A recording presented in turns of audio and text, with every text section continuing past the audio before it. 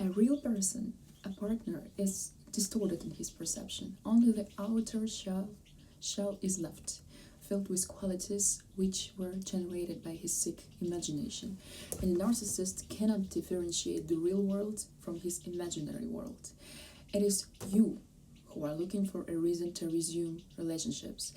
It is you who have an unhealthy attachment to him. It is you who are pursuing it, and it is you who are possessed. Today we are going to talk about why narcissists are pathologically attached to their partner, to their main victim, why for so many years you can be pursued by a narcissist even after decades. There are many such stories. There can be pings, reminders, stalking, attempts to hack your social media accounts, regular tracking of your activity on the internet. Why does a narcissist cannot let go and cannot forget? What is this pathological obsession? Sometimes it's very scary because it's not clear what is behind it. What are the motives of such behavior and what is going on in their head? I remind you that when I say he, I don't exclusively mean men. I mean NPD, narcissistic personality disorder, as a diagnosis. It can be both in women and men. It would seem that the relationship is long over. You clearly made him understand that there will be no point and no continuation. You can't even get engaged or married. A narcissist can also be in a new relationship. Engaged, getting married, giving birth in a new marriage, have a child and more. But this may mean absolutely nothing to a narcissist. That doesn't negate the fact that in his head, in his fantasies, in his own mind, he still has a relationship with you. So he will try to remind of himself, claim the relationships, and he will always be present in your life. Even if he's not physically present, he can continue to try to take revenge on you, control where you are, what you are, with whom you are, remind you of himself, and so on. And this is not paranoia on the part of the victim, because you can clearly track who, how many times, at what time came to your page in social networks. He continues to write to you, to threaten you, or through third parties, just to be in your life. What is going on in their heads? How is their psyche arranged? Let's figure it out. I will remind you that here on the channel we are talking exclusively in these videos about pathological, clinical NPD, not about narcissistic traits, not about accentuations. Narcissistic traits as individual manifestations, they are absolutely, like, all people have them. And this is within the norm. Every healthy, normal adult person, of course, from time to time, depending on the situation, age, crisis, characteristics, depending on the environment, can show individual narcissistic qualities due to his imperfections. This is normal, but the key word here are individual qualities and from time to time. But here we are talking about another phenomenon. We're talking about clinical, pathological narcissism, about narcissistic personality disorder. And these are two big differences: accentuation of character and narcissistic personality disorder. NPD is a diagnosis. This is a personality pathology with clear criteria. All these criteria are described in the manual on psychiatric diseases, DSM-5. So, returning to the topic. What happens in a narcissist's head? Why can't he close the books in the relationships? As Professor Sam Wagnin explains, even after utilization, after the so-called devaluation, that is total devaluation, the narcissist cannot forget the victim. The victim stays constantly in the narcissist's imagination as a completely real image, which he, the narcissist himself, created, finished, redrawn, and reimagined, like a hologram.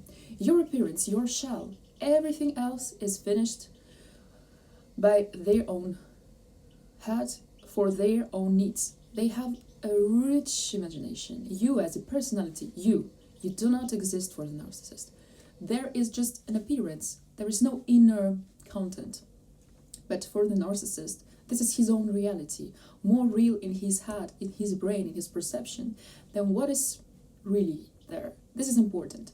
A real person, a partner, is distorted in his perception. Only the external shell remains, filled with his own qualities, which was generated by his sick fantasy and imagination. As we remember, the second criterion for determining NPD is the fantasy of a perfect partner. This is what it is.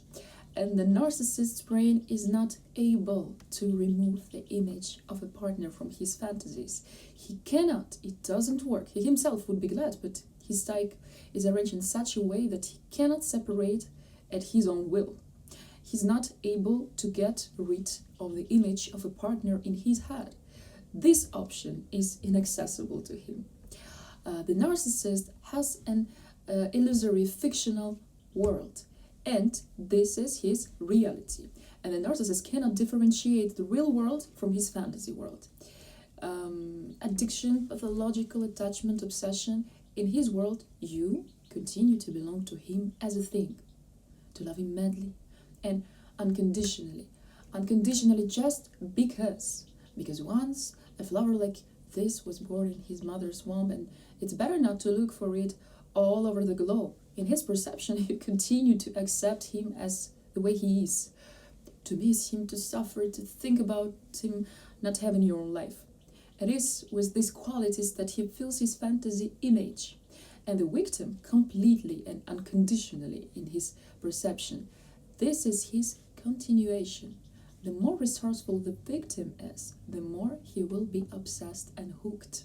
This is logical, this is understandable, especially if the victim rejected him, found the strength to break those relationships, thereby painfully hitting his unhealthy ego. The more the narcissist will be hooked on it, and the longer and the stronger it will live in his fantasies. And to fit his fantasies, the narcissist will need to track his object, watch him on social networks, continue to control, not to miss his appearance. This is his food. There is also a version that the narcissist can pink the victim exactly until the victim himself, gives a reason for the narcissist to think that the continuation of the relationships are quite possible. While the victim is in contact with him, while the victim is engaged, communicating, while reacting to his pings, while not slamming the door into the past relationship to the end, the narcissist perceives all this as an invitation to renew the romance. So even if the victim doesn't give any reason, not the slightest hint of a relationship, the narcissist will still find how to interpret the behavior of the victim as a provocation for relationships. For example, you posted a photo from your vacation on social network. The narcissist will interpret it for himself as if you posted this picture for him, as so he's jealous or whatever. So you reminded him something. In the case there are children, the narcissist interprets it for himself as a step to reconnect and a reason to resume the relationship. You asked a question about children. This is you looking for a reason to resume a relationship. If you accidentally meet him in a store, he will perceive it as you following him and just you wanting to see him. And you do everything to not let him go. Or for example, you have a new relationship. He will perceive it as a provocation for jealousy. You just use a new relationship to trigger him and cause some kind of reaction. In general, whatever you do, the unhealthy ego of the narcissist interprets any of your actions as something aimed at him, with the aim of bringing him back. Even if you disappear, it will be interpreted by the narcissist as you really want to have a relationship with him, but you forbid it to yourself. And I have also encountered such versions in my real life. Everything is upside down. Why is that? Because, as we know, narcissists perceive themselves at the center of the universe, an object of desire for any partner. And how can such a person be forgotten or replaced? This cannot be. This is a perception of a narcissist. A crazy psych is sure that he or she is an inner deity, There's no other who would be such a perfection. Thus, a narcissist self-asserts himself in his importance at the expense of a partner. Even if you don't want to see, hear, or know this person for a long time, he will twist, turn, alter all the facts himself. He will also convince you and your environment that you have an unhealthy attachment to him, that you are chasing him, and that you are the one who is possessed, and not the other way around. And here is the only one universal advice, as always. Only complete non-contact and time.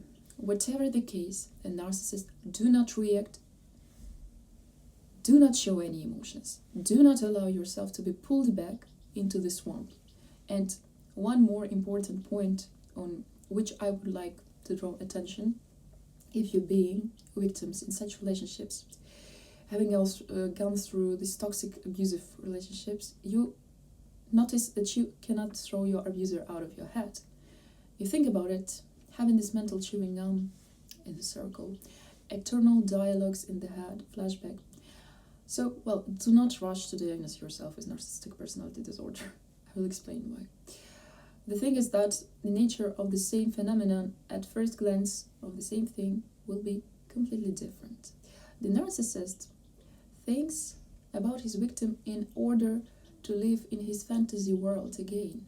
Emotions of pleasure, possession of one's object, domination over the partner, obtaining emotional resource, while the victims of narcissist abuse can look for answers to their questions for years, with all the painful events in their memory, trying to understand why all this happened in life, trying to at least mentally change the course of events. A million questions. Why and how could it be? And could it be otherwise? So painful obsession at first glance may look like something, but deep reasons for the nature of this phenomenon are completely different from the narcissists. And the victims, in any case, I sincerely want to find answers to all those questions.